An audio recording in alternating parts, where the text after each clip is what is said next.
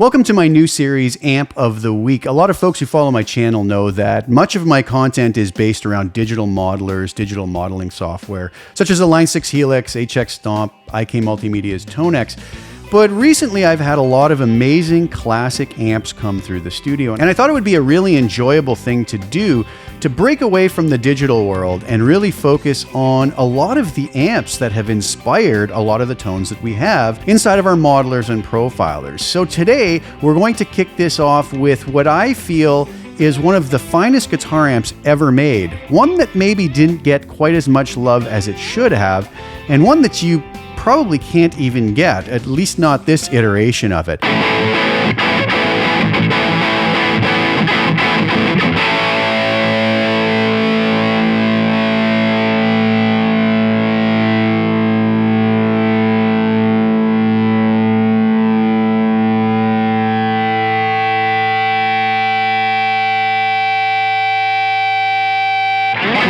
I have a real sentimental connection to this amplifier also.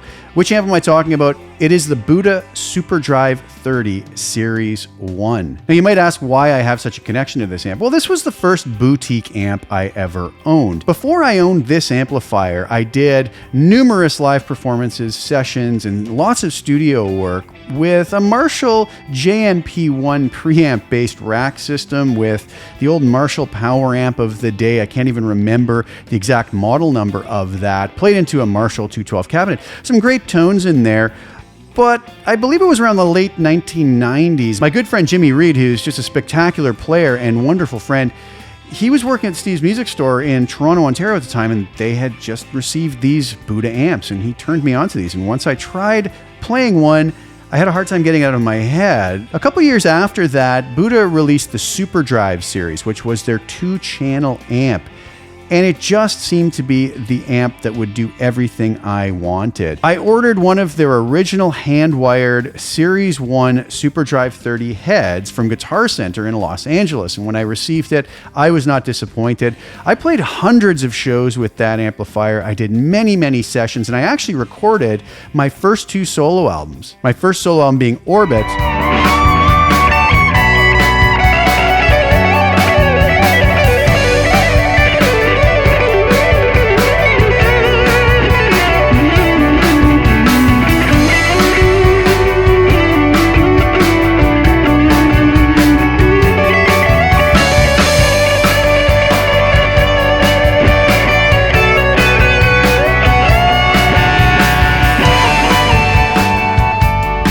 And the second solo album, which was the first time I got to work with some really world-class musicians such as Kenny Aronoff, Tony Levin, and someone who's become a very good friend of mine in these past years since then, Marco Miniman on drums, and I've had the great pleasure of working with a lot of those musicians many more times.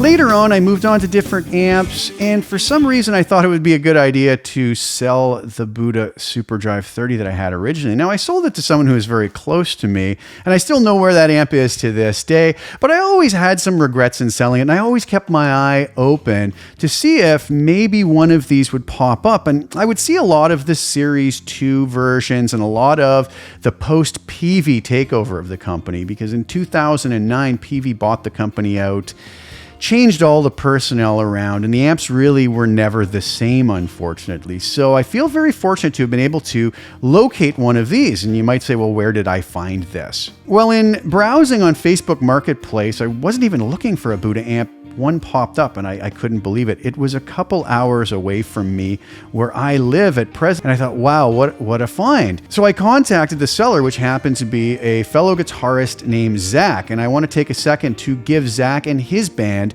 a shout out. Zach is in a really cool band called 21 and 9. And they've just recently released a single called We Could Give Up, which, as I understand, is going to be the first single from a full-length album that will be released in the near future. But they also do have other music up on Spotify. So I'm going to have the link below in the description to that. I encourage everybody to go give them a listen. Very, very cool band. And Zach was a really great guy to deal with in grabbing this Budda amp. So thanks so much, Zach, and go give 21 and 9 a listen. So this amp is one of the original Series I amps that the designer, Jeff Bober, hand-built back before they went to a slightly more mass-produced production on these. So this makes this amp a little harder to come by. Now, a little bit about Jeff. Jeff was the original designer of Budda amps. I know Jeff personally. I consider him a dear friend. Jeff is a really wonderful guy and probably one of the most talented amp builders I have ever come across. A really, really talented individual who I truly believe has built some of the best amps in history. Another reason that Budda holds a special place in my heart is after utilizing my Budda SuperDrive to create my first 2 solo albums, Scott Sear, the president of the company at the time, who I got in contact with, really liked what I was doing and invited me to come out and do some demos for them at their NAMM booth. And I have to say, there was some really incredible memories and some really great friendships made when we went out and hung out those years. If I'm thinking back, this is probably between 2006 and 2009, before the Peavey takeover of the company. And it's one part of the year I really looked forward to and going and seeing Jeff and Scott and Brandon and all the other artists that worked along with Budda. So some really great memories there. And that's another reason, on top of just being a spectacular amp, that this amp holds a special place in my heart. So what do we actually have on this amp? Well, if we take a look at the front panel of it, we have a 2-channel amp. We have a basic bass, middle, and treble tone stack. We have a master volume, which is going to be the overall volume control for this amp. It also acts as a push-pull switch for channel switching if we don't have the included foot switch connected. We also have a rhythm control, which is going to be the overall volume and how much we push the clean channels front end. This can actually get pretty crunchy.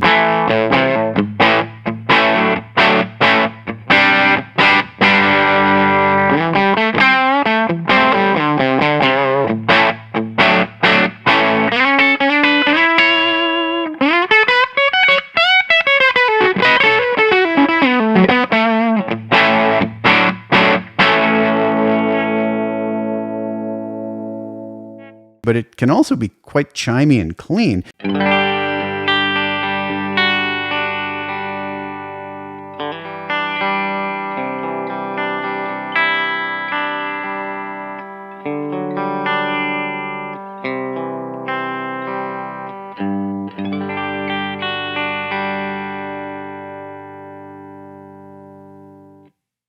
It is also a push-pull, which will engage a bright control on that first channel.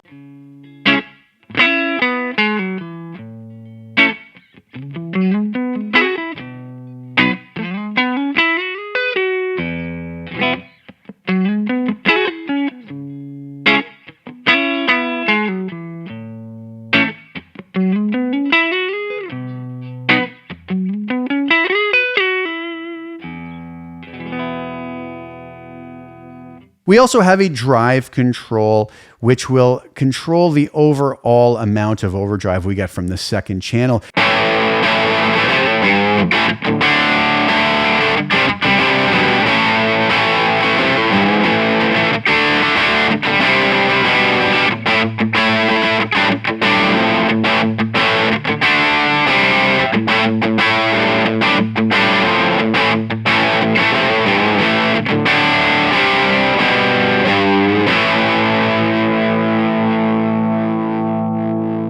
This is an extremely versatile amp and can really sound amazing for a real wide array of styles.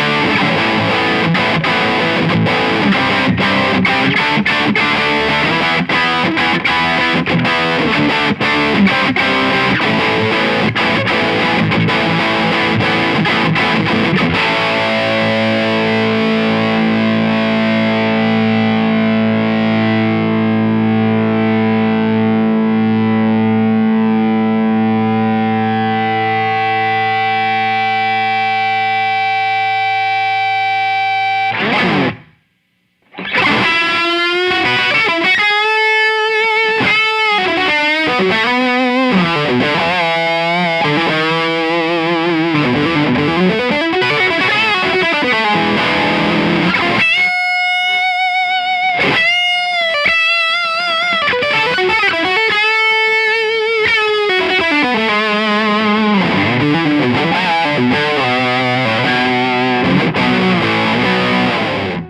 do I like about this amp? Well, I always would describe this amp as kind of taking the best of every other type of amp I like. It kind of takes the best of Marshall and the best of Vox and the best of Fender and somehow wraps it all up into one and gives us a really flexible amplifier that will allow us to get a lot of incredible tones. Going around to the back panel, we see that we have an effects loop. We also have a slave out, which has its own separate volume control, which can be very handy in a lot of situations.